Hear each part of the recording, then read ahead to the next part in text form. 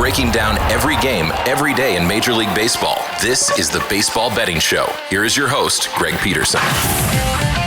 Hey, warmer from the low. Welcome to lovely Las Vegas for the Baseball Betting Show with myself, Greg Peterson, now part of the VSiN family of podcasts. We've got an excellent podcast for you. We're going to be joined in segment number 2 by a good friend of ours. We're going to be chatting it up with Tanner Kern, who does such great work over at DraftKings. We're going to take a look at just the murky American League in general, who on that American League might be able to emerge at sub 500, that might be able to make a charge for the playoffs. He's based out there in Boston, so we have to talk about the Red Sox and look at these games that we've got for Sunday in the final segment. Going to get you guys picks and analysis on every game on the betting board for this baseball Sunday as we touch them all. If you have a question, comment, segment idea, what have you for this podcast, you do have 1 to 2 ways we offer those in. First one is my Twitter/X timeline at gunit_81. Keep in mind, letters CM, they mean does not matter, so as per usual, please do send these into the timeline. The other way is via an Apple Podcast review. If you rate this podcast 5 stars, it's very much appreciated. From there, you're able to fire in whatever you'd like to hear on this podcast via that 5-star review. While I did not get in any Twitter/X questions today, we had a very overwhelming day of baseball on Saturday. Let's take a look back at it, try to find some trends, and try to get to know these teams a little bit better. Games from yesterday is Greg buzzing about. Here is the rowdy recap. If you, like me, had the Blue Jays on the money line, this one was brutal.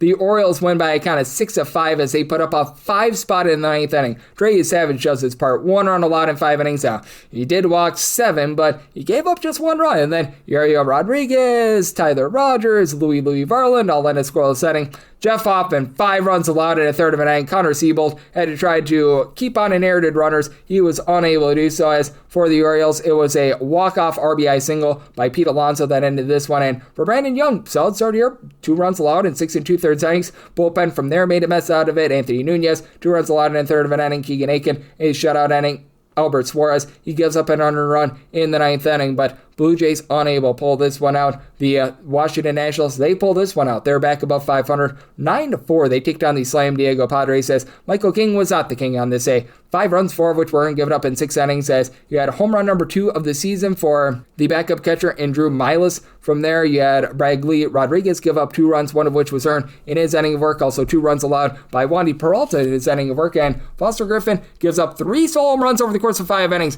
Ding dong, the witch is dead. Fernando Tatis Jr. has a home run, his first of the season. He's on pace for 3, ladies and gentlemen, so yay, verily there. Xander Bogaerts, 8th home run season. Manny Machado is 10th. From there, Brad Lord said, oh Lord, two shutout innings. Gus Varland, a run allowed in 2/3 of an inning. Clayton Beater from there, 1 1/3 inning scoreless. So Nationals, they get the job done, and this game was harebrained and crazy. For the Pittsburgh Pirates, they were able to get up by a count of 7-1 in this game. They blow that 7-1 lead, but they still pull it out by a count of 10-9 as Mitch Keller, he gives up 7 runs over the course of 4 innings. Bailey Ober, 8 runs, 7 of which was earned in 4 2/3 innings, and he was taken deep 3 times. Oneil Cruz, his 13th home run season. Jake Magnum, great name, his first. Spencer Horwitz, his 7th. From there, Cody Funderburk, 2 runs allowed in 1 1/3 innings. You did have 2 shutout innings from the young gun and John Klein. And on the flip side for the Pirates, you don't mess with the Yohan Ramirez, was able to give you a scoreless inning. Evan Sisk, 4 outside the bullpen scoreless. Dennis Santana, pair of outside the bullpen scoreless. Mason Montgomery does give up 2 runs in 2/3 of an inning, but Gregory Soto, 4 out save. He's able to close the door and keep the Pirates a few games above 500. The Kansas City Royals just continue to have a pathetic season. 7-6, the Walker Texas Rangers get the job done here as the Rangers offense able to come alive. Pair of bombs. Josh Young, 7th home run of the season, and then Jock Peterson is 8th. For Peterson, that comes off of Lucas Erceg. Walk-off home run as Seth Lugo gave up the other one. He gave up 3 runs, 1 of which was earned in 6 innings. He did his part. Alex Lang, pair of outside the bullpen squirrels. Daniel Lynch gives up a run in 2/3 of an inning. John Schreiber, pair of outside the bullpen squirrels, and then Erceg comes in the 9th inning. He gives up that home run to Peterson and a walk-off RBI single to Ezekiel Duran. Did not get a single out before giving that up. And for Cooper Rocker, he was great for the Rangers. He rocked with 6 shutout innings. And then Tyler Alexander, 3 runs allowed in a third of an inning. Jacob Junis, he gives up a run in getting a pair of outside the bullpen. Chris Martin, he gives up a home run, 2 runs in total in his inning of work as Carter Jensen, his 7th home run season. But you did have Peyton Gray give you a shutout inning, and that was good enough for the Rangers to get the job done there. The White Sox, game number 1 without Montaki Murakami, no beats missed. 7-1, they take down the Detroit Tigers, and the Tigers now 8-23 on the road this year as Framber Valdez, 4 runs allowed in 6 2/3 innings. He was taken deep by one Mr. Edgar Quiero, his second home run of the season, and then you had Bo Brisky give up a pair of home runs. Andrew Benintendi his 4th, Colson Montgomery his 14th. For Brisky, 3 runs allowed in 1 1/3 innings, and for Anthony Kay, more than okay, gives up 1 run over the course of 5 innings. Juancillo Perez does get his 5th home run of the campaign. From there, Grant Taylor, 2 scoreless innings. Anthony Dominguez, Trevor Richards, they were both able to give you a shutout inning of their own. The Brewers, they were relatively shut out in this game. The Astros get a 9-2 win over them as Brandon Sproat continues his struggles. 5 runs allowed in 4 1/3 innings, taken deep by one Mr. Jamie Pena, 3rd home run season. Then Christian Walker, 16th home run of the season. That comes off of the Woodford, Jake Woodford, who gives up that home run in 1/3 of an inning. He did have 3 runs given up in 3 1/3 innings as well by one Carlos Rodriguez, and Peter Lambert, pretty solid start here. 2 runs allowed over the course of 5 innings. AJ Blubaugh, 3 shutout innings, and then Logan Van Way knew the way to a shutout inning, and that was able to get the Astros to the window. Also being able to get to the window, the Boston Red Sox. We'll talk about this a little bit more with our good friend Tanner Kern in the next segment. 9-1, they take down the Cleveland Guardians. Sonny Gray had a sunny day. 1 run allowed over the course of 6 innings. You had from there Taylor Guerrero, give you a pair of outs out of the bullpen scoreless. Justin Slayton, 4 outs out of the bullpen scoreless. Sandy Kaluma scoreless inning, and Parker Messick did his part. He gives up 1 run over the course of 5 innings. Matthew Festa, no fiesta here. He gives up a run in 2/3 of an inning. Cody Hewer, 4 outs out of the bullpen scoreless. Sean Armstrong gives up a run in an inning, and then 6 runs, 2 of which were earned by Will Dion in the 9th inning as he gives up a home run to Jarren Duran. 9th home run of the season for the Red Sox. They put up a 6 spot in the 9th inning to really be able to push this one over. So you had the under in this game. That was relatively brutal for you. If you had the Miami Marlins, this was also brutal as they just had nothing going on this day. 6-1, the New York Mets get the job done. Christian Scott was great, Scott, giving up 1 run over the course of 5 innings. From there, you had Oscar Brisbane, Austin Warren, Devin Williams, Cionel Perez, all lent a shutout inning. And then for Tyler Phillips, longest start of the season for him, 3 runs allowed over the course of 5 innings. Lake Bakar from there gives up a pair of home runs, 3 runs in total in 2 innings as you had a home run number 1 of the season for a pair of different guys as there has not been a lot of home runs hit here by the New York Mets. Hayden Singer, the backup catcher, was able to get 1, and then the other one came to one Mr. Jared Young, who had him hitting cleanup in this game. That shows you where the Mets are at. And then from there, you were able to get a shutout inning out of William Kepner, but by then, too little too late. The scoring came early and often out there in Tampa Bay, all by the Angels. 14-3, they mollywopped the Rays. For Drew Rasmussen, not what he was looking for. 5 runs allowed over the course of 4 innings. He was taken deep in this game as it was home run number 2 of the campaign, and I believe the career of Wade Meckler, the young gun, was able to go deep there. And then from there, you had Mike Trout go deep off of Casey Lugumina, 14th home run of the season. You had a home run number 9 of the season for Joe Adele. He sets fire to the rain as that comes off of Andrew Wantz, and he wants his appearance back. 5 outs out of the bullpen. He gives up 5 runs, all of which were in. Lugumina gave up this home run in his inning of work, but that was a tank shot by Mike Trout. You had Gary Clevenger give you a scoreless inning. Ian Seymour, he gives up a run in his inning of work, and then you had Cole Sulzer come in. He gets in out of the bullpen, gives up 2 runs, both of which was earned as he was also taken deep. Oswald Peraza, 7th home run season. Reed Demers, 3 runs allowed over the course of 5 innings. Yandy Diaz gets his 11th home run season, but from there, Jose Fermin, Sam Bachman, they combined for 2 shutout innings, and Chase Elsuth, Drew Pomeranz, they were both able to give you a scoreless inning as well. The Cubs seem to be getting their route 6-1. They're able to take down the St. Louis Cardinals. Kyle Leahy, not long for this game, but not awful. 1 run allowed in 4 1/3 innings. From there, Ryan Fernandez, 2 unearned runs given up in his inning work. Justin Brule, and out of the bullpen squirrels. Cubs, by the way, left 14 men on base in this game. Pete Crow Armstrong, he was able to get a home run that comes off of Gordon Gassefo, 7th home run season. Gassefo, that solo run allowed in 1 2/3 innings. Matt Pusher, 2 runs, 1 of which was earned, given up in his 1 2/3 innings. And Ben Brown, good length, good start. 1 run allowed in 7 innings. And then from there, Jacob Webb, Daniel Palencia, they both lend a scoreless inning. Plenty of scoreless innings lent by the Atlanta Braves. 5-2. They're able to take down the Cincinnati Reds as Brady Singer was singing the blues. He gives up 3 runs over the course of 5 innings, including a pair of bombs. As Jorge Mateo gets a 3rd home run of the campaign. Ronald Acuna Jr. his 5th, and then Acuna Jr. off of Lyon Richardson. He's able to get his 6th home run season for Acuna. I believe 4 home runs over his last 5 games. And for Matt Olson, he was able to go deep off of Brock and Roll Burke. 16th home run of the season. Burke gives up that home run in his inning of work. TJ Antone, Tony Santillan both give you a shutout inning. Richardson gives up that solo home run in 2/3 of an inning. Sam Ball out of the bullpen Squirrels. And Martin Perez continues to be solid this year. He does give up a home run to J.J. Bleday, 9th home run of the season, but 2 runs allowed in 5 innings. From there, Tyler Kinley, Dylan Lee, Robert Suarez, Raciel Iglesias all are able to turn scoreless innings. For the Seattle Mariners, they engineer one of the few unders of the night. They get the job done against the Arizona Diamondbacks by a count of 5-1. Brian Wu said woohoo to a great start. 2 hits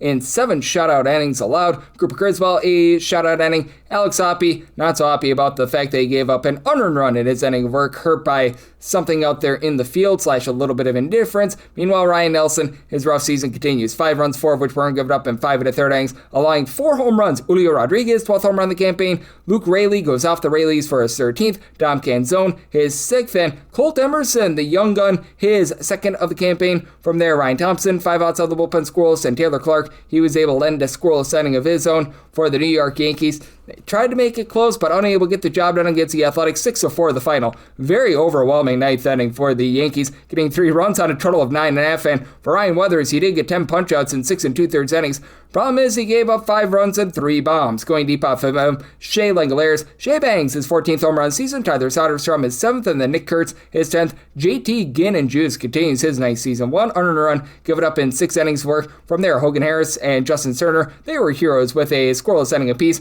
Did have Jack Perkins give up 3 runs in 2/3 of an inning before Scott Barlow had to clean up the mess. Did walk 3, and Barlow walked in a few runs, but none of those were charged to him. And for the Yankees, despite getting 4 runs, they leave 10 men on base, 0-7 with Ben in scoring position. Jake Bird gives the bird with giving a run up in an inning. Camilo Duvall out of the bullpen Squirrels, but Athletics now just 11-16 at home. They get the job done there. Also getting the job done, the Philadelphia Phillies. 4-3, they take down the LA Dodgers. Roki Sasaki is solid start. 1 run allowed in 5 1/3 innings. Was taken deep by Alec Boehm. 6th home run of the campaign. And then in the 8th inning, Omundo Sosa. 3rd home run of the season. Tanner Scott, who's been great this season. Not great on this thing. 3 runs allowed in his inning work. Did have Alex Vesia give you a pair of outs out of the bullpen Squirrels. Kyle Hurt, the Hurt, along with Blake Trinan, both give you a scoreless inning. And Jesus Cesardo starting to see some positivity. 2 runs allowed in 5 1/3 innings. Jose Alvarado from there, pair of outs out of the bullpen Squirrels. Did have Orion Kirkering give up a run in an inning, but Brad Keller, Yohan Duran, they're both able to give a scoreless inning. And for the San Francisco Giants,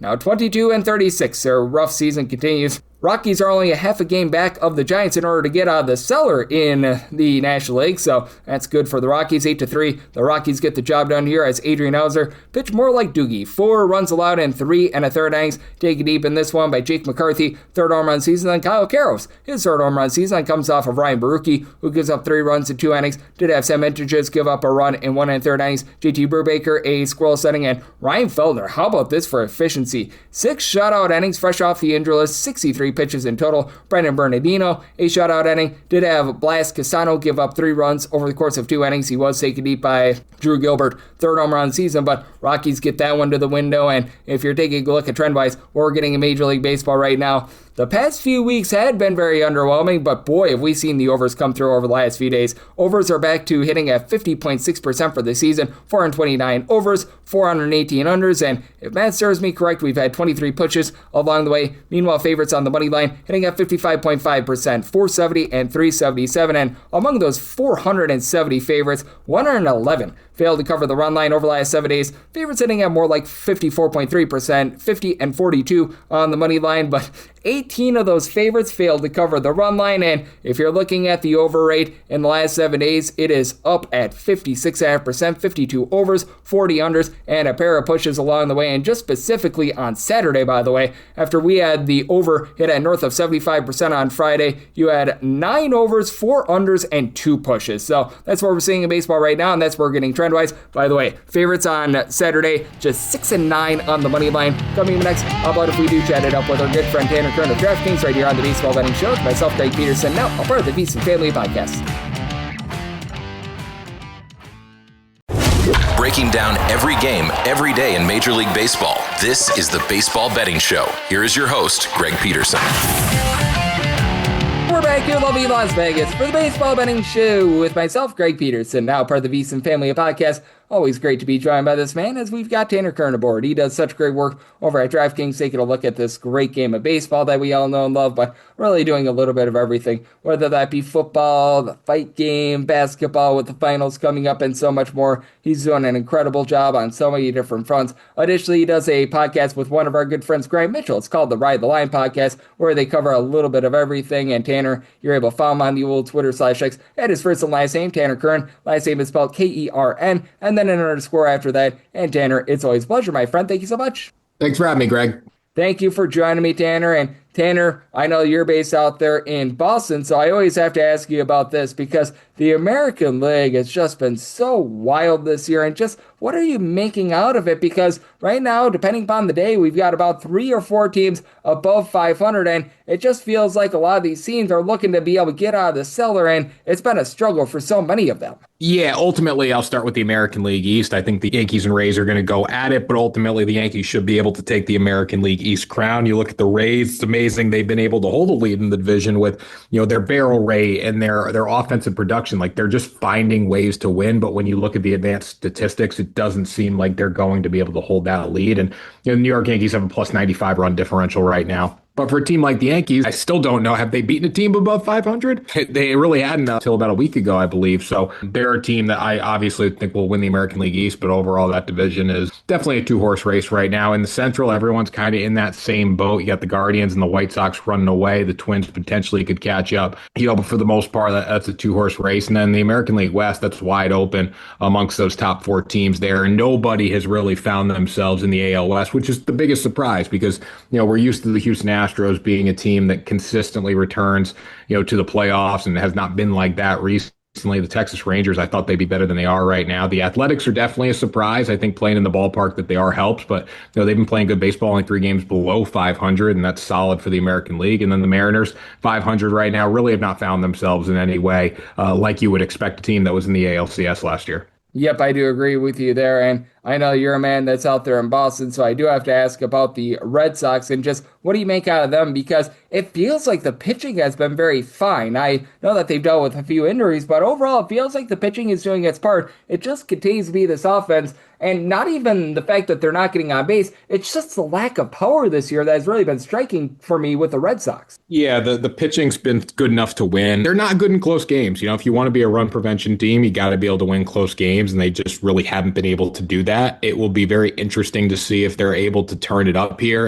By no means is the season over. They're 9 games under, but they're still alive technically in the playoff race, and I don't think they're going to be looking to sell anytime soon, just because when you look at the situation that Craig Breslow is in as the general manager, he kind of needs to prove that he's going to do something this year, and this team is everything that he thought it would be. So for the sake of his job, I don't think they're going to sell early. And, some nights they put together really good games, others they don't. I don't know if a team like the White Sox is going to be able to sustain their success over the course of the season.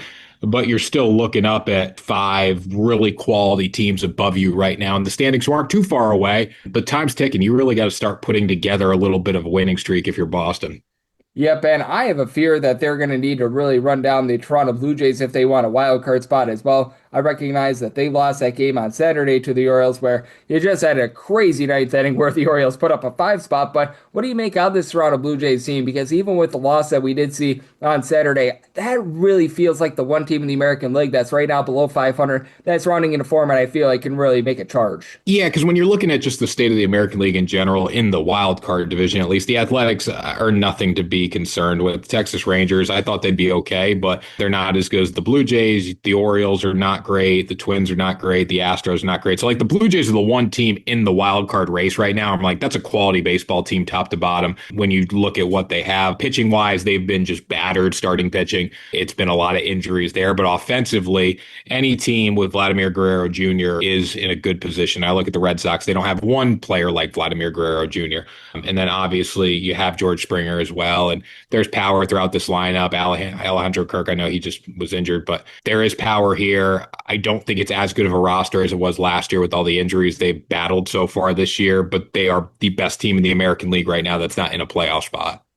Yep, I'm in agreement with you there as Tanner Kern, who does such great work over at DraftKings, is joining me on the Baseball Betting Show. And I do want to get your thoughts on one of the teams that is above 500. That would be the Chicago White Sox. Now, Montaka Murakami is going to be out for the next few weeks. That's quite a bit of an issue, but still, team is above 500 facing off against the Tigers team that, if you want a disappointment out there in the American League, that would be Exhibit A. And right now, they're about minus 125 to minus 135 favorites against the Detroit Tigers on Sunday. How do you take a look at both this game and the White Sox moving forward? Because if they can just tread water without Murakami, I feel like there's a chance that they could be able to compete for a playoff spot. Yeah, I mean, it would be a surprise to me just when you look at preseason projections, right? And I don't know what their win total was exactly, but I do think it was in the high 60s. They're almost halfway there right now, and we're only entering the third month of games. So, I mean, they've shown that they can compete early on. They've played well.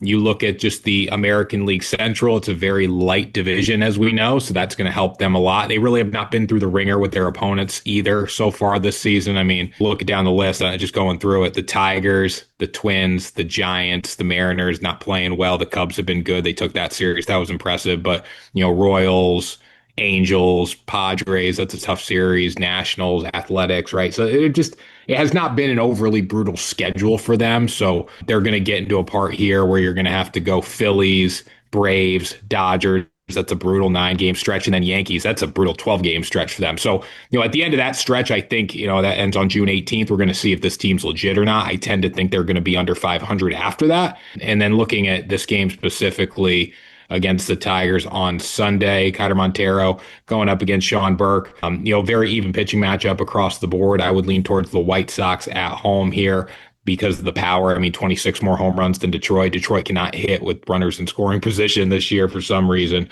So I'd be leaning towards Chicago. And it needs to be pointed out as well, the Tigers 8-23 on the road thus far this season. Like, man, they always say if you're able to tread water and get to 500 on the road, you're doing a good thing.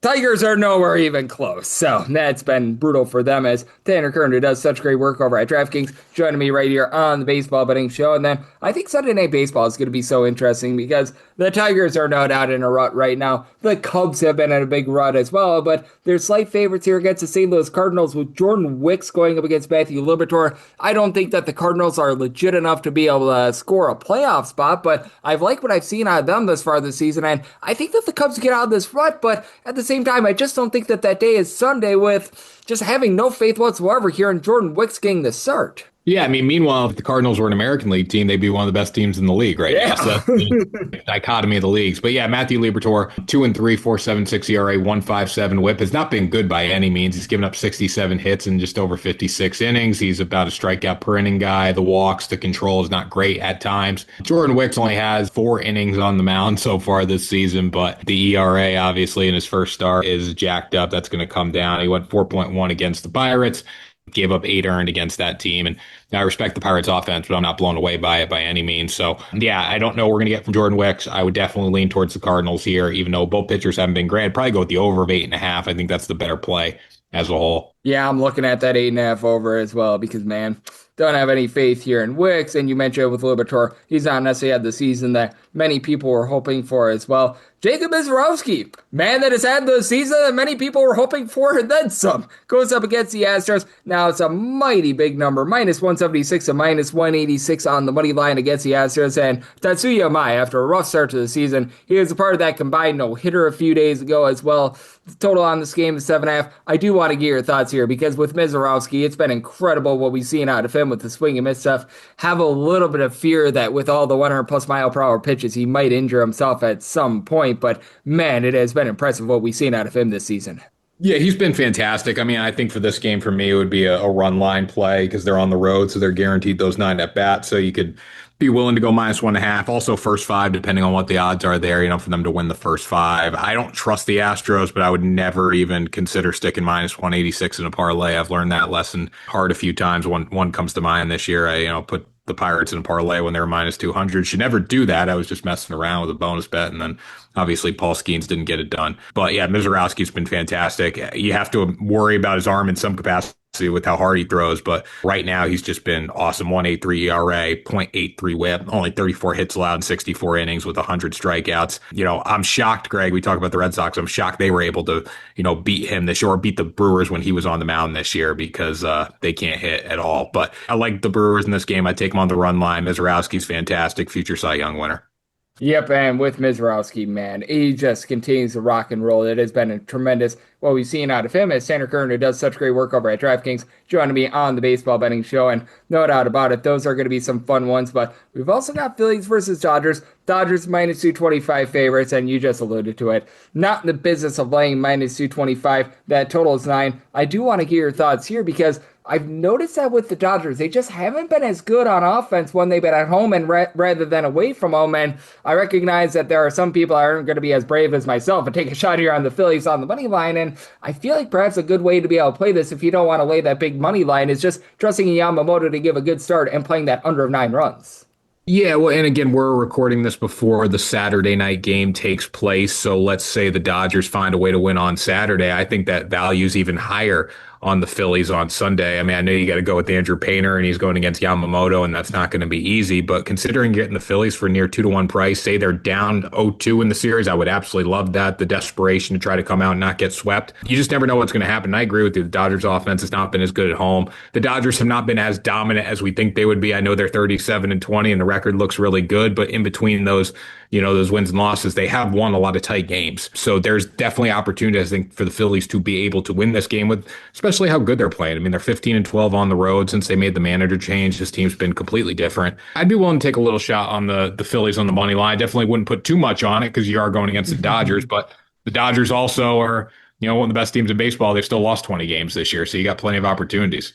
Yep, it's the old saying, typically with the best teams in baseball, they lose about 60 games, and the worst teams, unless we're like the Rockies last year, they typically win about 60 games as well. And we do have ourselves a locked and loaded card on this Sunday. Any games that we have yet to talk about that you really have your eye on, whether it's a game or two that you're going to be betting, or maybe you just want to kick back and watch? Yeah, I'll definitely hope my Red Sox can win a series. And then if they win this series and they sweep the next series, they're actually 5 games under 500 by June 5th, which was rock bottom for them last year. So that's what I'm clinging on to right now. I'm going to be excited for Sunday night baseball as well. Also really excited to watch, Jacob Mizorowski pitch, as we talked about. Excited to watch Nolan McLean pitch for the Mets too. A little higher ERA than I would have thought this year, how he started it, but 4.4 ERA, 109 whip going against Miami. Miami seems to be the Mets' kryptonite. So it's weird seeing the Mets kind of fall apart and be 8 games under 500 right now, but still plenty of time for them to turn around with the talent that they do have. So we'll be tuning in there. Yep, it is going to be a lot of fun to take a look at this slate on Sunday. And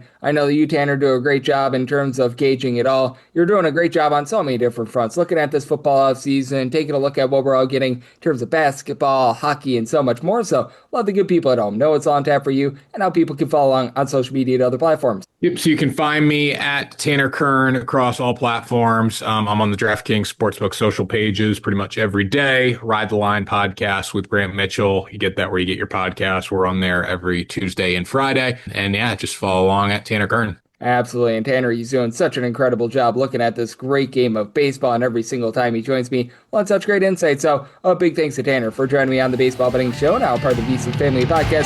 Coming next, it is that time of the podcast. I give you picks and analysis on every game on the betting board for this baseball Sunday as we touch them all. Breaking down every game, every day in Major League Baseball. This is the Baseball Betting Show. Here is your host, Greg Peterson. And we're back here in lovely Las Vegas for the Baseball Betting Show with myself, Greg Peterson, now part of the VSiN Family Podcast. Always great to be joined by our guy, Tanner Kern, who does such great work over at DraftKings, looking at this great game of baseball. He does a great job on so many fronts, whether that be taking a look at football, UFC, the NBA playoffs, list goes on and on. Every single time he joins me, lends such great insights. Did so once again today. So big thanks to Tanner for joining me in the last segment. Now it is that time of the podcast. I give you picks and analysis on every game on the betting board for this baseball Sunday as we touch them all. If a game is listed on the betting board, Greg has a side and a total on it, so it is time to touch them all. Do note that as per usual, any changes that are made to these plays will be listed up on my Twitter/X feed at gunit_81. We are going to be going in Las Vegas rotation order. This is where we go with the National League games first in time order, then the American League games in time order. Any interleague games, those are going to be at the bottom. That'll keep things all nice, neat, clean, and easy. let's get things started. This is 901, 902 on the card. The Padres are going to be on the road against the Nationals. Zach Littell is currently listed as the starter for the Nationals. Be mindful of an opener here. Griffin Canning goes for the Padres, and the Padres find themselves anywhere between minus 126 to minus 134 favorites, plus 109 to plus 116. That's your number on Washington. 9 is the total. The over is anywhere between minus 110 to a minus 115. Same goes for the under as well. And if you're taking a look at laying a run and a half with regards to the run line of the Padres, you might find that right in the neighborhood about a plus 122 to a plus 125. And with this one, I set the Padres at a minus 126. So I'm going to be willing to dive in on the money line. Do not want to go any further than what we're seeing right now, but I'm going to be willing to go in on that money line, as you've got a Padres team that I think is going to do a good job in terms of getting to Zach Littell in this one. For Littell, he just has been really shaky in general, whether it be behind an opener, whether it be as a starter, what have you. 2.5 home runs allowed per 9 innings, 5.1 strikeouts per 9 innings, and frankly, he's lucky that his ERA is not above a 6 right now.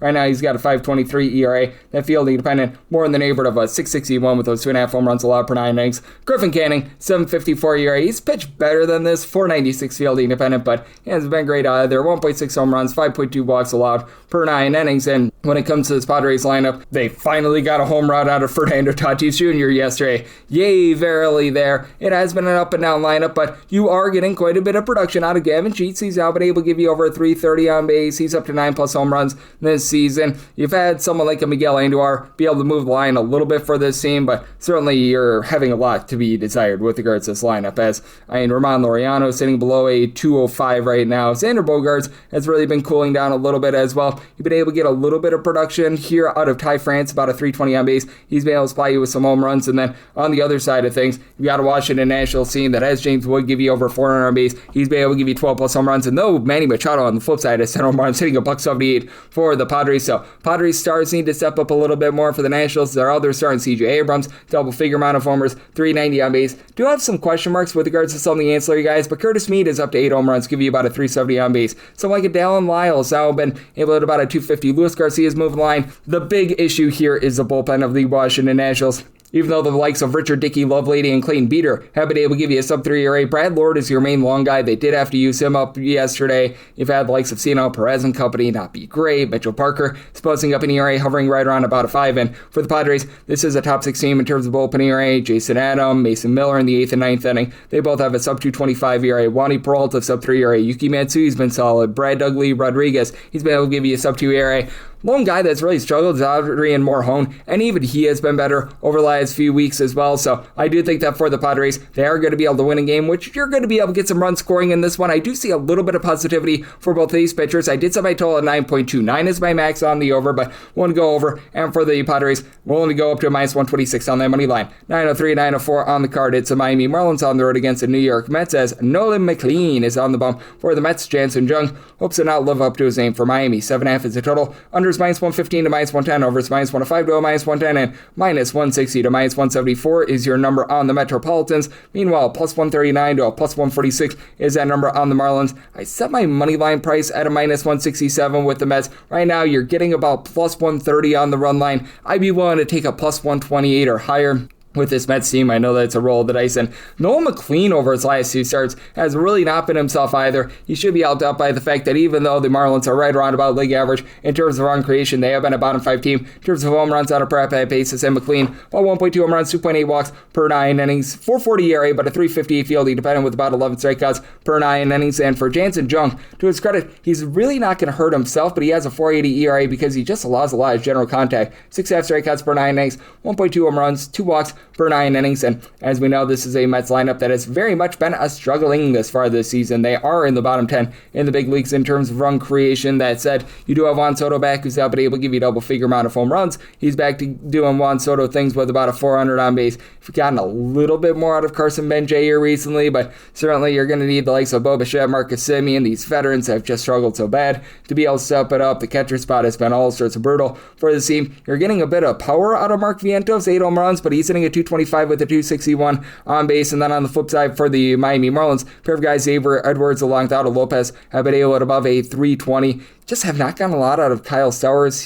Owen Casey, Christopher Morel, Jacob Marcy, Joe Mack. You've got a lot of guys. You get 225 or lower. Main boom guy has been Liam Hicks. 11 home runs. He's been able to hit for north of a 265, so I like what I've been seeing there, but certainly have a lot of issues there for the Miami Marlins. It's a bullpen that has been in the top 12 in terms of ERA. You've got the likes of John King, Anthony Bender, doing a nice job holding it down. Both of these guys have been able to give you a sub 325 ERA. Now deal with an injury to Andrew Nardi, but he hadn't been really good this season, along with B. Fairbanks. Been very shaky for those two guys, but you've been able to get some relatively good long relief, even with Tyler Phillips now going from the bullpen into the starting rotation. Calvin Fauché seems like he's rounding into form. And for the Mets, Luke Weaver has been much better over the last few weeks after a rough start to the season. Devin Williams appears to be a lost cause, but that said, you've got the likes of Austin Warren, Brooks Raley, Oscar Brisbane. These guys have been able to give you sub 3 ERA. AJ Minter is coming off the injured list to be able to lend a little bit of relief as well. So I do think that for the Mets, they do just enough to be able to get to junk to be able to cover that run line. Set my price out of plus 127 there, so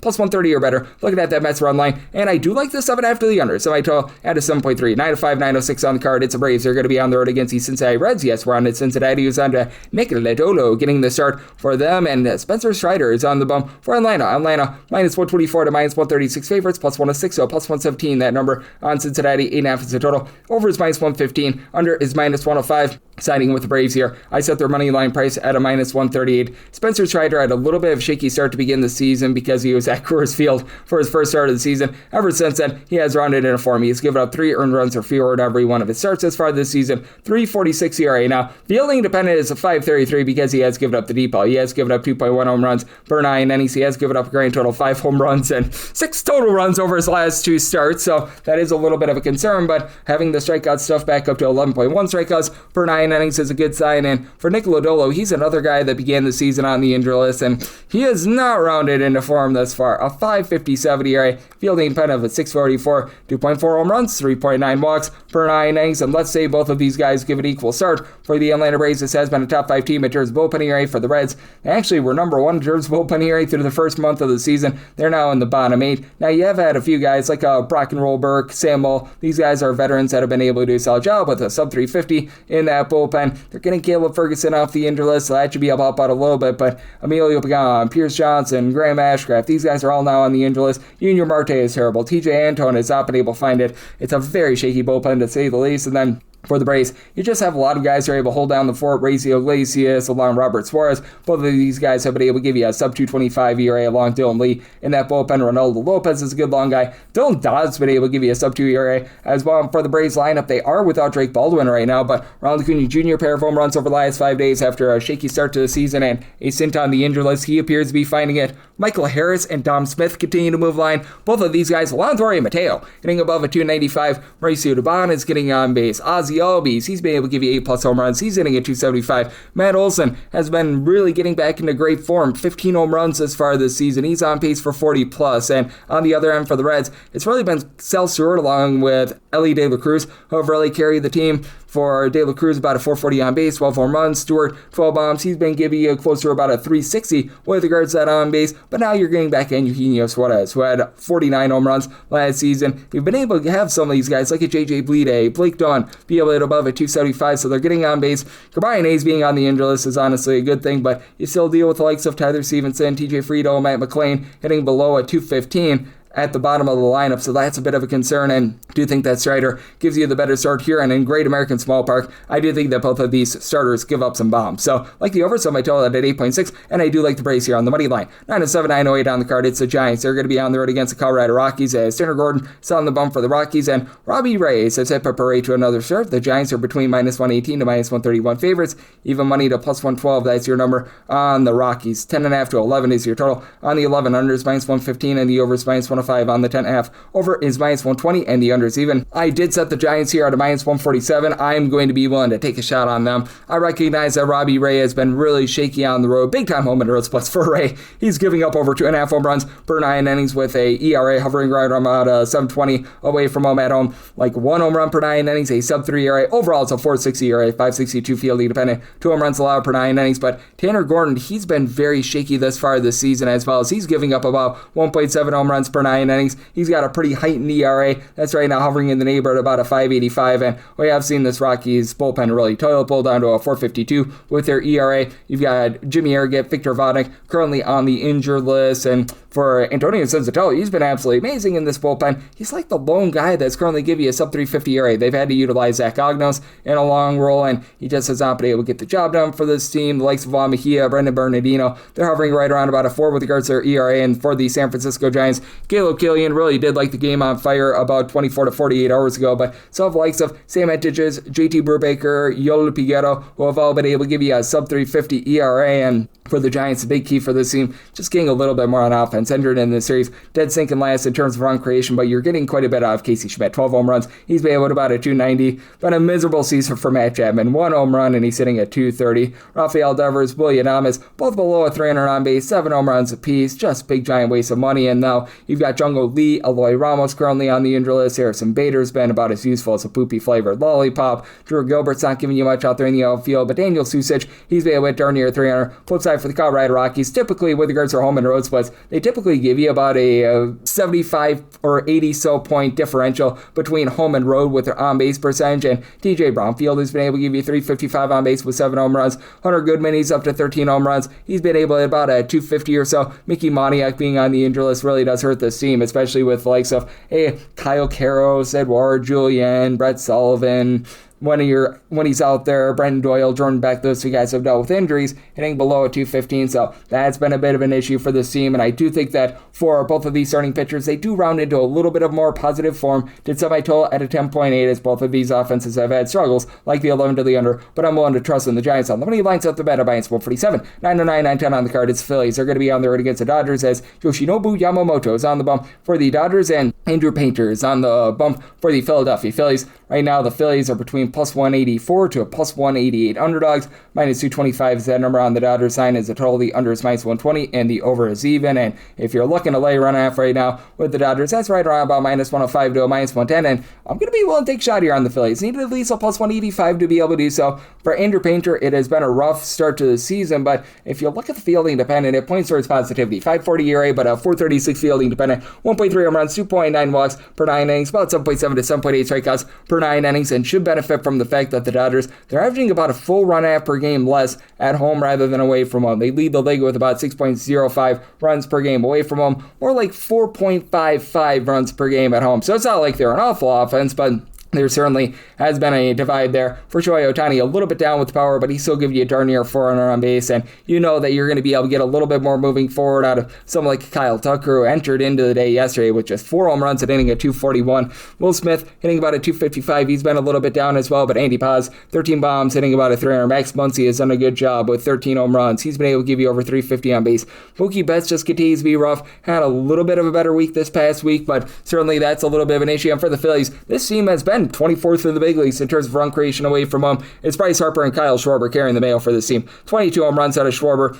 Also on pace for over 225 strikeouts. And then for Harper, he's been able to give you about a 350 to a 360 on base, 13 home runs. That infield just needs to get going. Alec Bohm, Bryson Stott, the entirety of the catcher's spot, Trey Turner down for what? All these guys hitting a 230 or lower. Adolis Garcia hitting a 200 with 4 home runs so far this season. That's been atrocious. And for the Phillies, they're more of a league average team in terms of bullpen ERA, but Yohan Duran along with Ryan Kirkering have been very rock solid in this bullpen. Both of these guys have been able to give you a sub 250 ERA. Brad Keller has been a little bit shaky, hovering right around about a 380 with regards to that ERA. Tanner Banks, Jonathan Bowen, these guys have been offline. For the Dodgers, the bullpen has been pretty exceptional. Depending upon the day, they've been either number 1 or number 2 in terms of bullpen ERA. Tanner Scott, great. Scott has been able to give you a sub 2 ERA. Blake Trinan seems to be rounding back into form. Will Klein, Kyle Hurd, Alex Vesia, these guys are below a 240 ERA. I do think that Edgar Enriquez has a little bit of upside to him as well, but I do think that for Yoshinobu Yamamoto, it does need to be pointed out that throughout his career, he posts up an ERA more than a full point higher at home rather than on the road, though I do think that he's going to be able to still go out there and be able to give you a nice start here as Yamamoto overall has been pretty solid. A 309 ERA. He's given up a little bit of the deep ball, 1.3 home runs per 9 innings, but 1.8 walks, 8.3 strikeouts per 9 innings. Think that you get a little bit of a lower scoring game, like the under, so I tell it at 8.2 plus 185 or better. We'll take a shot on the Phils on the money line. 9-11, 9-12 on the card. It's the Cubs. They're going to be on the road against the Cardinals.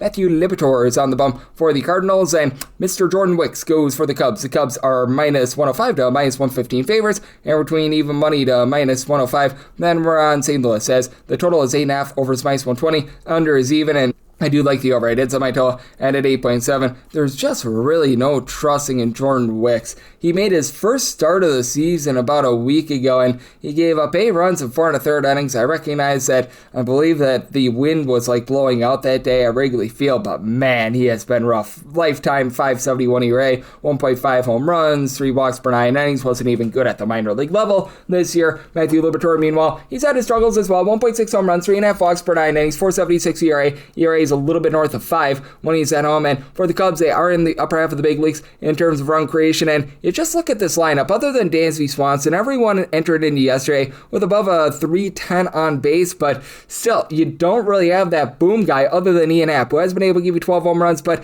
he's hitting like a 230. You have a lot of guys that are drawing walks, but they're not necessarily giving you a lot of hits, as right now, Alex Bregman is hitting about a 260. He's like the lone guy in the starting lineup yesterday that was hitting above a 250, so it's just been a very strange lineup. A lot of guys like, say, Suzuki and company give you about 7 to 8 home runs thus far this season. Meanwhile, for the Cardinals, they do create a little bit more offense away from home rather than at home, but Ivan Herrera about a 390 on base. Alec Burleson has been in and out of the lineup last few days, but he was in there yesterday. J.J. Weatherill both give you about a 340 to a 350 on base. Jordan Walker continuing to give you about 13 plus home runs, hitting at 300. And for the Cardinals, bullpen has been looking better recently. They sent Matt Savanson down to the minor league level after he was awful. Got the likes of a Gordon Gassefo, Jojo Romero, Riley Bryan. I'll give you a sub 350 ERA. Ryan Stanek continues to be awful, over a 570 ERA, but he's been better here over the last week or two, and for the Cubs, they are getting reinforcements in this bullpen. Caleb Theobar, Daniel Palencia have dealt with a lot of injury. Both of these guys, a sub 3 ERA. Jacob Webb, Homie Milner,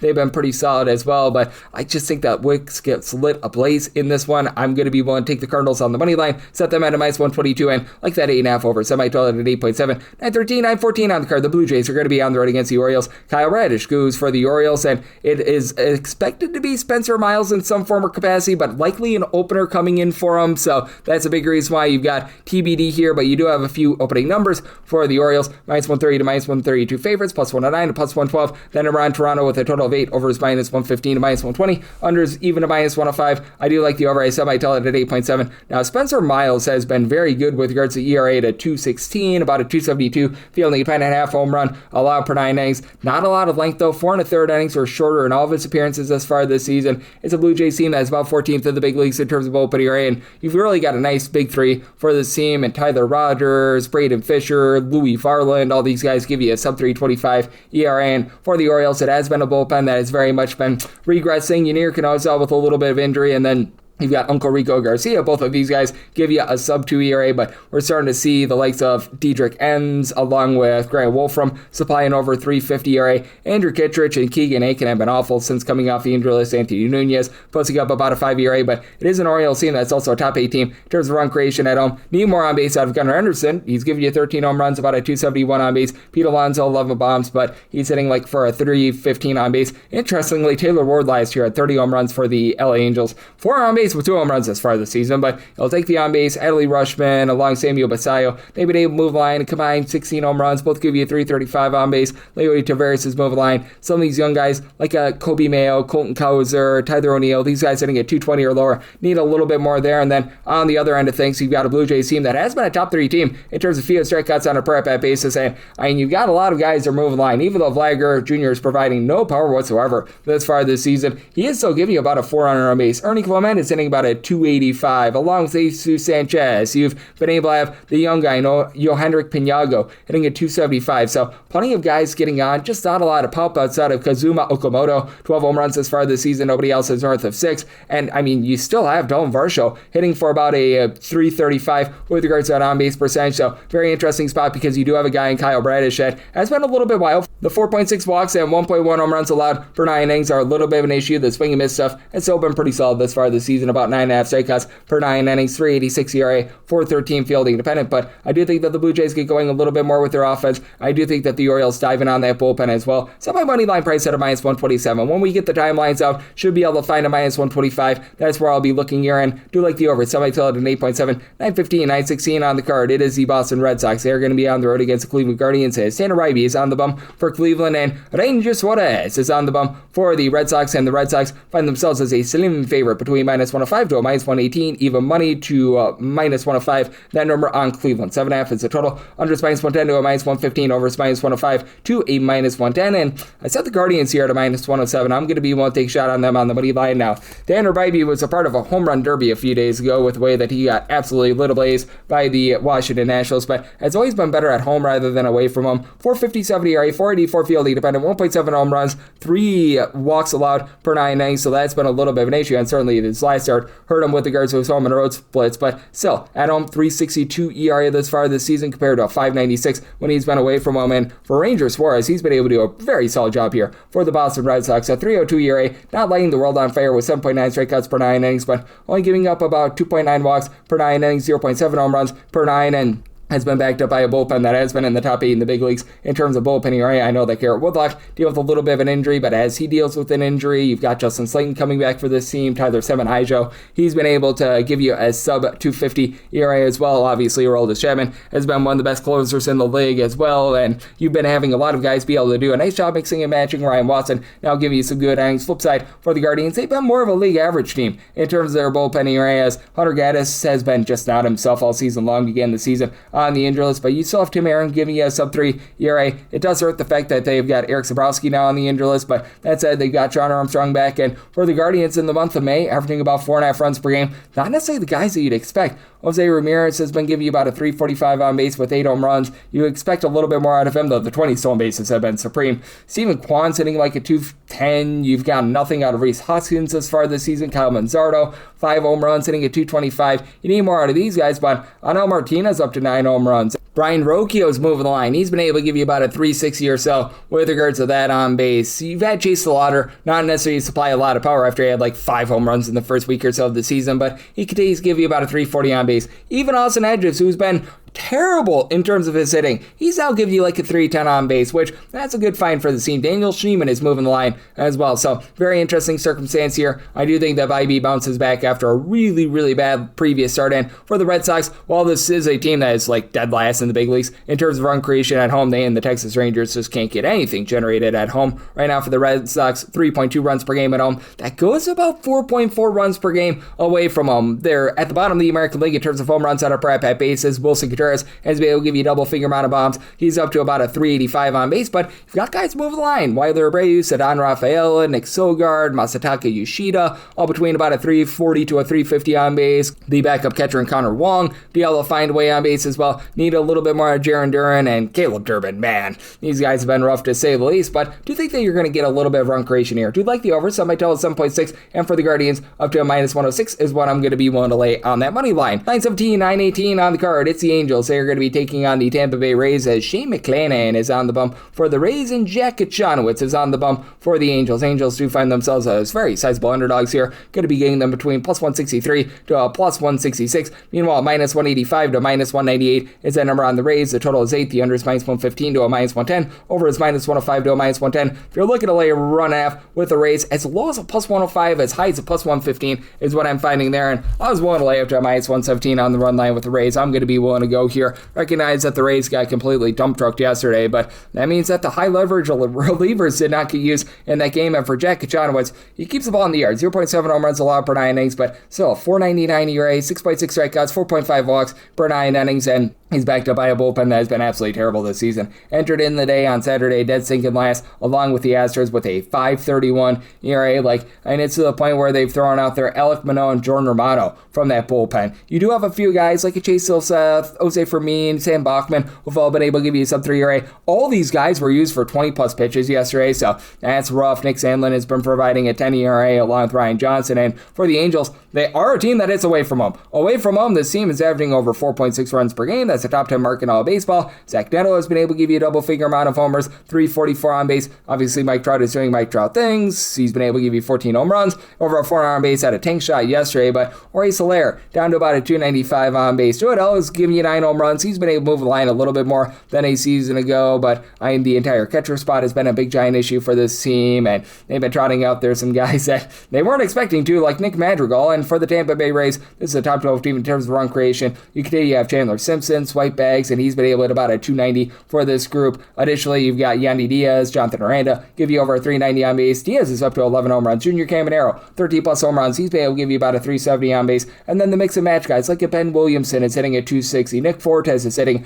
at 250. And for the Rays, they're now more of a league average bullpen in terms of ERA after it was brutally bad to begin the season. You've still got Ian Seymour rocking an ERA above a 4, but starting to lower. Cole Sulser, they get him off the injury list of former Orioles, and he and Ryan Baker been able to give you a sub 350 ERA. Kevin Kelly's been rock solid, and Garrett Clevenger, his ERA is right now 4, but since coming off the injury list, he's been much better as well. And for a sugar Shane McClanahan, he's back up to giving you a little bit north of 9 strikeouts per 9 innings, 0.4 home runs per 9, 252 ERA, 278 fielding dependent. Do think that he goes out there, gets the job done, and do think that this is a much lower scoring game than we saw yesterday. Somebody told 7.7, so like the 8 to the under, and we'll delay that Rays run line. 919, 920 on the card. It's the Tigers. They're going to be on the road facing off against the White Sox as Kadir Montero is on the bump for Detroit, and John Burke goes for the White Sox. White Sox are a favorite here between minus 126 to minus 134, between plus 109 to plus 116. That is your number on Detroit. 7.5 to 8 is the total. On the 7.5, over is minus 115. The under is minus 105. On the 8, under is minus 110 to a minus 120. Over is between even and minus 110. And I do like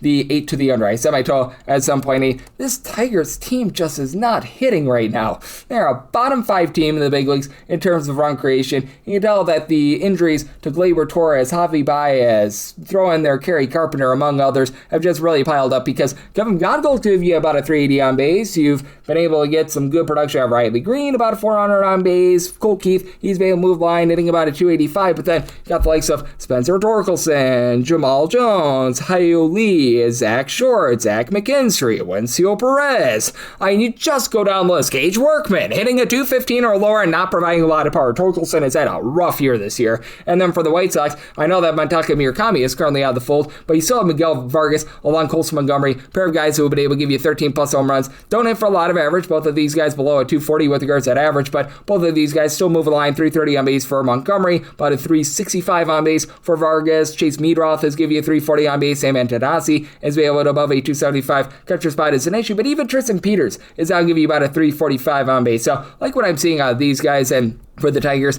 it's been a team that's just been really rough in the back half of games. The overall bullpen ERA is right around about league average, but Bert Schmidt hitting the injury list is rough. Brendan Hennefel's been able to give you a sub 3 ERA, but Will Vest has not been himself this year. Tyler Holden above a 4 ERA. Kenley Jansen's on the injury list. That's not necessarily a bad thing, and I like Kyle Finnegan, but still, you've had some bad situations there. And for the White Sox, the top end guys have actually been solid. Brian Hudson, Grant Taylor, Sean Newcomb. These have all been guys who have been able to go out there, hold down the fort for a sub 350 ERA. Trevor Richards or Anthony Dominguez, among others, they have not been great to say the least, looking at you, Lucas Sims, as well. But Sean Burke, he has been pretty remarkable this season. After last year, he was giving out right around about 4.3 walks per 9 innings. He has dialed it back with regards to the swing and miss stuff, but he's been able to do a better job with regards to control. About a 390 ERA, 340 fielding dependent, 0.8 home runs, 2.4 walks per 9 innings. He is only getting about 8 strikeouts per 9 innings, but I do think that he's going to be able to do a nice job in terms of being able to outduel Kadir Montero. He himself has been better this season. Last year, he was just a little bit shaky, and he's never really going to be like some sort of a strikeout artist. Right now getting about 6.4 strikeouts per 9 innings, but 2.5 walks, 1.1 home runs per 9 innings, 4.9 ERA, 4.17 fielding dependent. So circumstance where I set the White Sox at a minus 137, like them on the money line, like that 8 to the under as well. So I tell at some point 8. 921, 922 on the card. The Royals are going to be on the road against the Rangers as Jack Leiter is on the bump for the Rangers and Michael Wacha. And if he has a bad start, it's the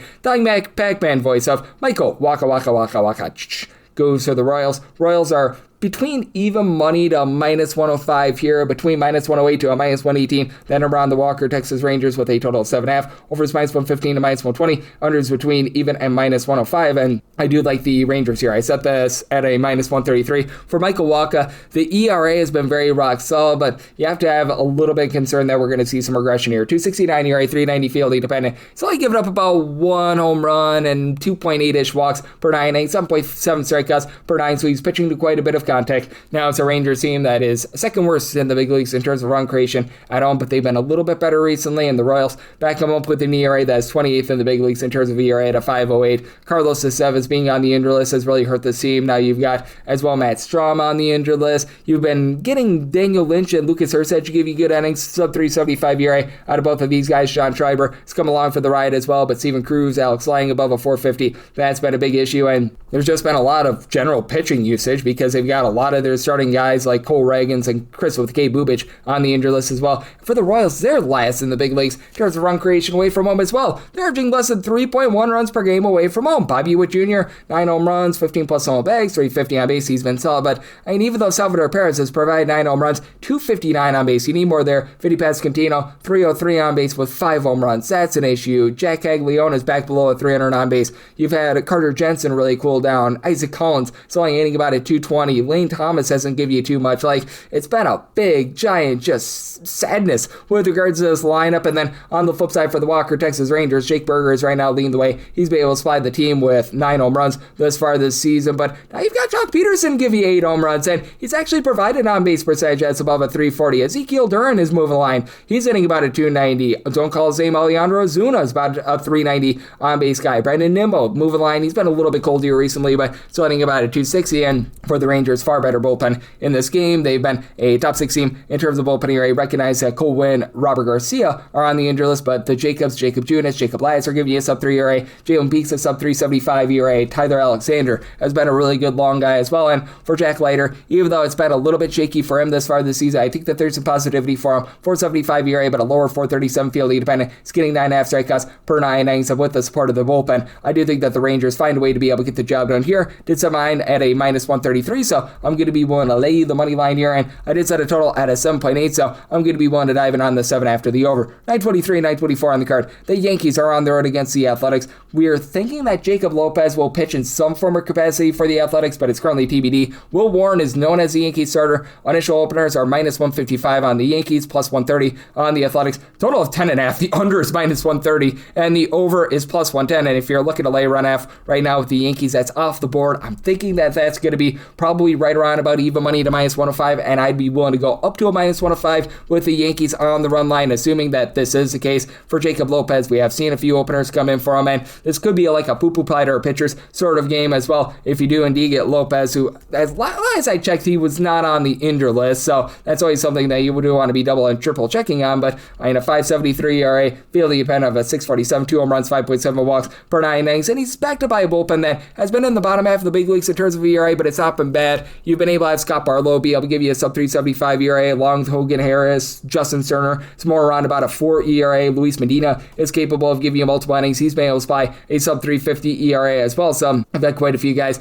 be okay there. Now, you want no part of Mark Leiter Jr. Like, my goodness, that guy has been absolutely terrible as well. But that said, you take a look on the flip side of things for the New York Yankees, and it's been a bullpen that has honestly been very solid outside of your main guys. David Benner along with Camilo Duvall. Right now, they're supplying a north of 4.45 ERA, but Paul Blackburn in a long roll has been able to give you a sub 3.50 ERA. Brett Hendrick, Fernando Cruz, Tim Hill, these have been guys that have been able to give you a sub 3 ERA. Now for the Yankees, some pretty big home and road splits in terms of their offense. It's a Yankees team that leads the league with 5.7 runs per game at home, more like 4.5 runs per game away from home, so they're back in the top 12 with that regard. You've got Ben Rice along with Aaron Judge, both give you over a 360 on base. Both of these guys have been able to give you 15 plus home runs, so they've been really leading the way. But Cody Bellinger, all of a sudden up to about a 370 on base. He's been able to give you 8 home runs. Jazz Chisholm has looked a little bit better. He and Paul Goldschmidt have both been able to give you 6 home runs, both above a 325 on base. Ryan McMahon, the catcher spot, these guys have been rough. And Anthony Volpe, not bad in a small sample size. It is still a small sample size for the Athletics. You could do have Shea Langoliers banging out 363 on base, 13 home runs. Has won a little bit colder recently, but he's still been solid. Brent Rooker has just not been able to find it this year. He and Tyler Soderstrom both hitting below 215, combined 13 home runs between those two guys. Henry Bolte, since getting called up to the big league level, not really any power, but he's done a good job hitting above a 300. And then you've been able to have Carlos Cortez hit well above a 300, but he's been in and out of the lineup a little bit as well. So it's an interesting spot here. If you get Lopez and or some sort of a bullpen game, I'd be looking at the Yankees up to a minus 105 on the run line.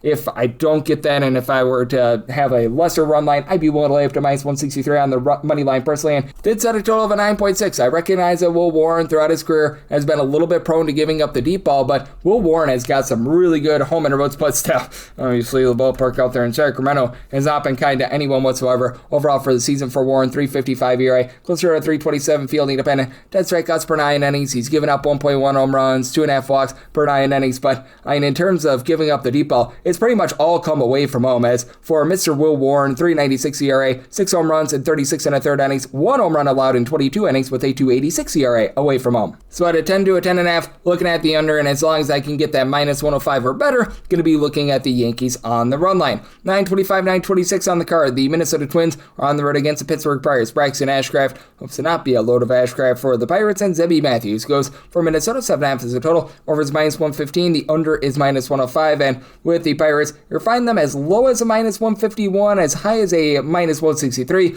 Between plus 130 to a plus 145 is that number on Minnesota, and if you're looking to lay a run half on the run line with the Buccos, you're going to be finding that as good as a plus 142, seeing some minus 135s out there as well. And for the Pirates, I set their money line price at a minus 156. I'd be willing to go up to about a plus 140 on the run line. I need at least a plus 138 to be able to do so. And I'm going to side with the run line here because the Minnesota Twins are just so bad with their bullpen. Right now, they're a bottom 3 team in terms of bullpen ERA. We saw both teams have an absolute slugfest yesterday. I do think that Braxton Ashcraft going to be able to restore a little bit of order to this because Ashcraft has been really good thus far this season. Right now, he's posting up an ERA that is in that neighborhood about a 275, 0.8 home runs, 2.2 walks allowed per 9 innings, but he's also backed up by a lineup that is averaging over 5.4 runs per game at home. That is number 3 in all baseball. It's Oneil Cruz, Brandon Lau. They've been your main boom guys for this team. For Cruz, he's up to 13 home runs thus far this season. Lau is up to 14 home runs. Both of these guys hitting in their neighborhood about a 260 or so. And then you've had Nick Gonzalez move line. He's hitting a 300. Brian Reynolds up to a 400 on base. Spencer Horwitz is give you about a 390 or so on base. And for Zebby Matthews, in his first 3 starts, he's been quite good for the Twins. He's posting up a 237 ERA,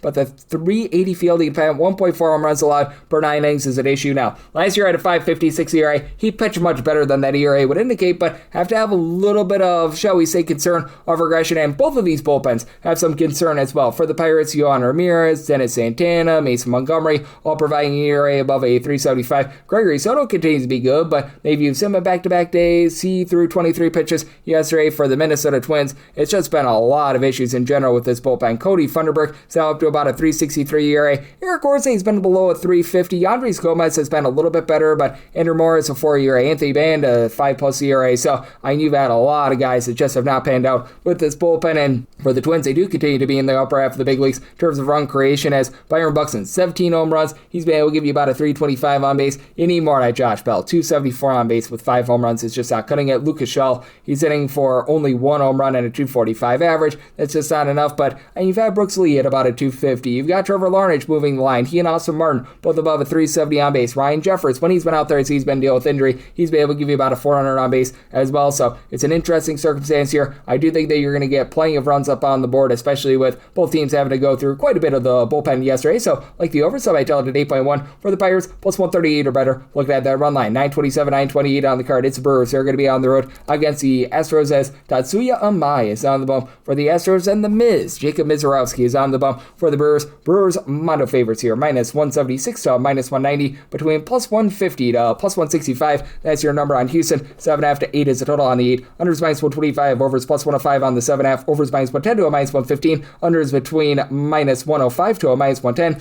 Plus 159 or better was willing to take a shot here on the Astros on the money line for Amai. Just a really rough start to the season in general, but it feels like he's starting to turn the corner. He had a really tough time adjusting to the United States rules with the pitch clock, obviously just the culture, the food, what have you. You're going to find that a lot with the international men of mystery that come over, and for Amai, he's given up 3 earned runs over the course of 10 2/3 innings over his last 2 starts. He's still had command issues. He has given up 3+ walks in 4 out of his last 5 starts, and that's a big issue with him. 6.9 walks per 9 innings, but he's back up to about 9 strikeouts per 9 innings. And then for the Miz, he just has been absolutely magnificent. 183 ERA, 188 fielding dependent, 0.6 home runs, 2.7 walks per 9 innings, 14.1 punch outs per 9 innings, with one earned run allowed over the course of the last 5 starts. This is an Astros team that can get to him, though, in my opinion, because with the Astros, you've got a pair of guys with Christian Walker along with Yordan Alvarez, who've both been able to give you 13+ home runs, with Walker closer to about a 340 on base. You've had Alvarez be able to provide over a 400 on base. Now, you need the bottom of the lineup to be able to pick it up because they're dealing with the injuries to the likes of Carlos Correa, who's out for the year, Jose Altuve and company, and you just haven't gotten a lot out of this outfield. Likes of Cam Smith, Zach DeZenzo, Zach Cole. These are guys sitting at 225 or lower. Bryce Matthews hasn't necessarily been great either, but Braden Shoemake has been able to give you a little bit of pop. He's been able to about a 245. Jeremy Pena hasn't in for a lot of power. He's up to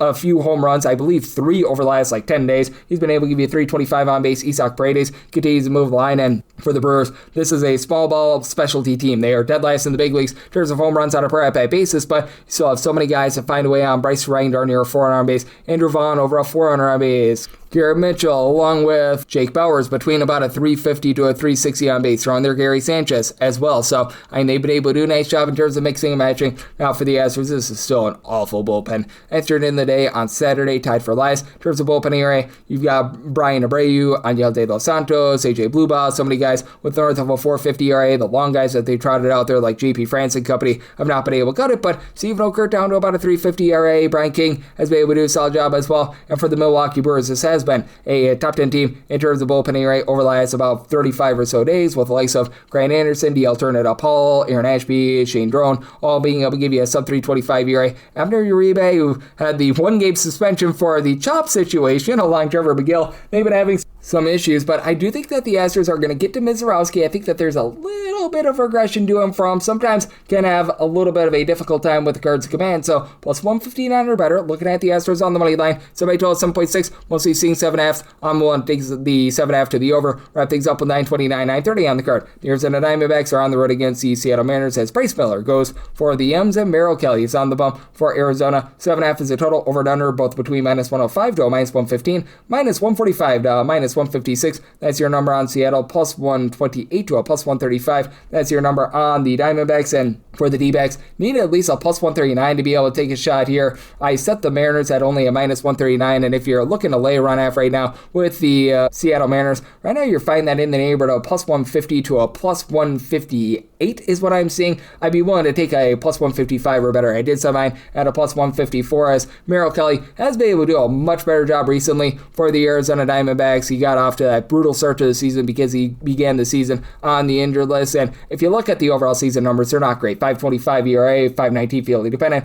1.5 home runs, 3.8 walks per 9 innings, but 300 runs or fewer allowed in each out of his last 4 starts. He has given it 6+ innings in each out of those last 4 starts for a Diamondbacks team that is more roundabout league average in terms of that bullpen ERA. I still don't really trust Paul Sewald at the closer's role, but that said, you've had the likes of Juan Barrio, Taylor Clark, Jonathan Loaizaga be able to give you a sub 350 ERA, and for the Mariners, this is a top 8 team in terms of bullpen ERA. I recognize that Andres Munoz has been shaky throughout the season, but you've got the likes of Edward Bizardo, Jose Ferrer, Gabe Spire, Matt Brash, all give you a sub 325 ERA. Cooper Criswell has been able to give you about a 330 ERA as well. Now, you have to think that they're probably going to have Luis Castillo perhaps piggyback in this spot. They've been doing that quite a bit in terms of Bryce Miller being the starter, and then you have Castillo who comes in after that, and for Castillo, he has not been good. 5.90 ERA, always has been a better pitcher when he's been in Seattle rather than away from home, and not necessarily giving up too much of the deep ball, only about 1.2 to 1.3 home runs allowed per 9 innings, but well above 3 walks per 9 innings, so he's had some massive issues there, but he did look much better in his last appearance against the Athletics, and for the Mariners, they are now in the bottom half of the big leagues in terms of run creation. They've had Cal Raleigh be out of the fold, and even though Cal Raleigh wasn't giving you much of anything whatsoever, the catcher spot has still been a big giant albatross for this unit. You got J.P. Crawford, who's sitting right around the middle side of 200, still gives you like a 320 or so on base. So Julio Rodriguez is heating up. He and Luke Raley combined 23 home runs between the two of them, and Randy Arozarena, he's giving you a 375 on base. Josh Naylor is starting to move the line, hitting about 260, but not a lot of power there. Flip side for the Diamondbacks, Ketel Marte has been one of the hottest hitters in baseball over the last few weeks. He's up to 9 home runs after a miserable start to the season, back up to hitting about a 270. Corbin Carroll, only 7 home runs, but he's giving you over 350 on base. You've been able to get more of Gabriel Moreno. He's now hitting at 270. You've had Ilyarmo Vargas cool down a little bit, but still hitting darn near 300. Ryan Waldschmidt, in a small sample size, has been solid. So